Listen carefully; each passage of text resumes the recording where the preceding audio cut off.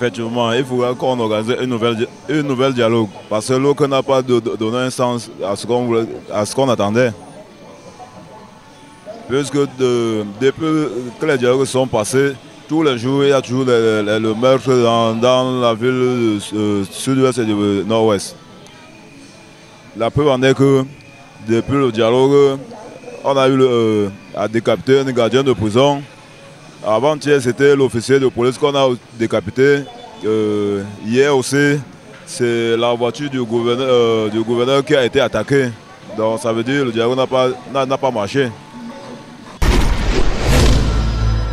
Pour essayer d'apporter mon point de vue, j'aimerais d'abord m'interroger sur la place que les États-Unis occupent par rapport à ce dialogue qui a été fait au Cameroun. Puisque je me demande sur quelle base les États-Unis peuvent demander qu'il y ait d'abord dialogue au Cameroun. Et pour revenir maintenant sur le dialogue proprement dit, il y a eu un dialogue qui s'est tenu au Cameroun. Il faut d'abord se poser la question, qu'est-ce qui s'est passé immédiatement après le dialogue? Nous nous rendons compte qu'après ce dialogue, par rapport aux résolutions qui ont été prises à Yaoundé, il n'y a aucune avancée considérable qui est faite sur le terrain. Parce que la convocation de ce dialogue était primordialement faite pour résoudre le problème anglophone.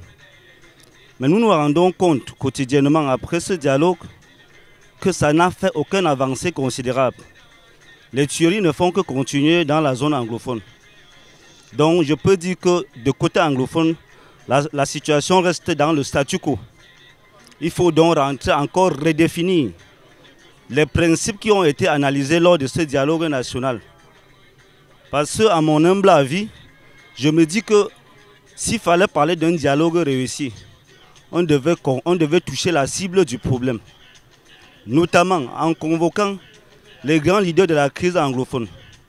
Parce qu'il y a un concept de l'UNESCO qui dit que les guerres prenant naissance dans l'esprit des hommes, c'est toujours dans l'esprit des hommes que doivent être élevées les défenses de la paix. Ça voudrait donc dire que là où la guerre commence, c'est toujours là-bas que ça doit finir. Donc le gouvernement doit essayer de revoir sa politique en libérant tous les grands leaders de la crise anglophone et à remettre sur la table des résolutions pour trouver une solution fiable.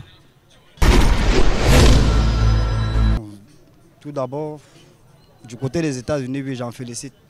Parce qu'il y a même, selon mon point de vue, il n'y a même pas d'abord eu de dialogue. On est allé dialoguer avec les qui. Prenez-moi aussi, vous me déposez sur la chaise, moi aussi je vais dialoguer.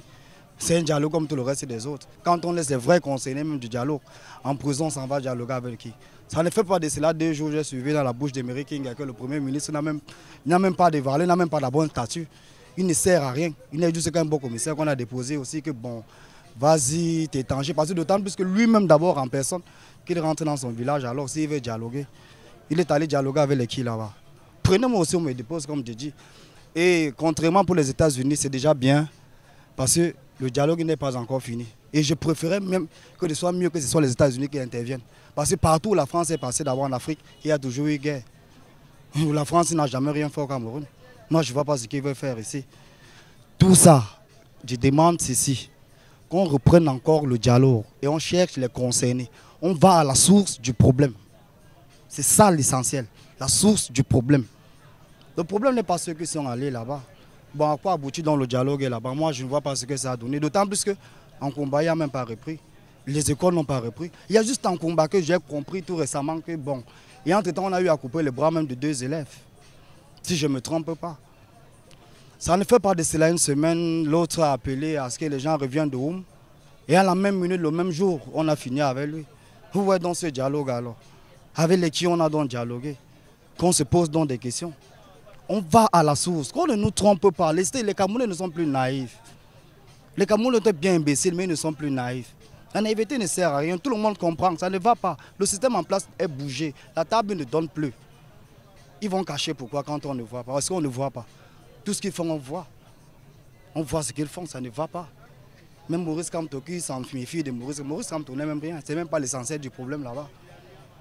Parce que si je vois derrière le MS, personne n'est mort. Mais si je regarde derrière Ayutabe, je ne peux pas compter des milliers de morts, des milliers de villages incendiés à Bamenda. Et avant de me dire avec qui on a donc dialogué. Prenez aussi mon chef du village, vous déposez, vous aussi dialoguer à sa part. Je sais ce que ça fait, c'est un dialogue. De ce point de vue, je ne suis pas d'accord. Pour la simple raison que le Cameroun est un État souverain. Et ils ont mis tous les moyens en jeu pour pouvoir organiser ce grand dialogue-là, dont je ne partage pas l'avis des États-Unis. Et à mon humble avis, il serait préférable de mettre plutôt en application les résolutions qui ont été prises lors de ce dialogue. Donc, je pense que là-dessus, je suis clair. Je ne partage pas le point de vue des Américains.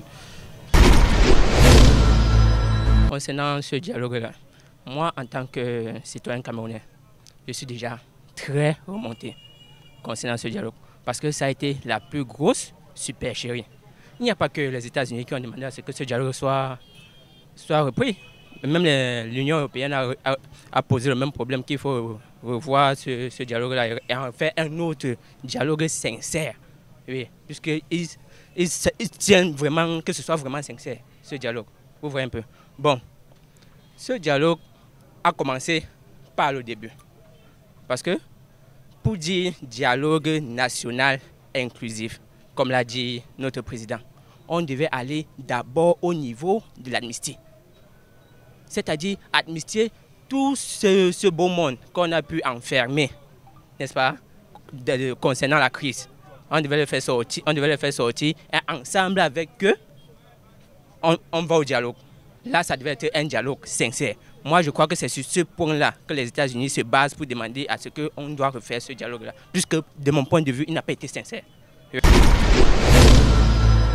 À mon humble avis, en tant que citoyen camerounais qui observe la scène du milieu, qui ne prend aucune partie, moi je trouve que moi je partage leur point de vue, oui, et partage le fait que les Américains exigent le dialogue. Pourquoi? Parce qu'ils ont vu que le dialogue a réuni les personnes qui ne devaient pas être au dialogue.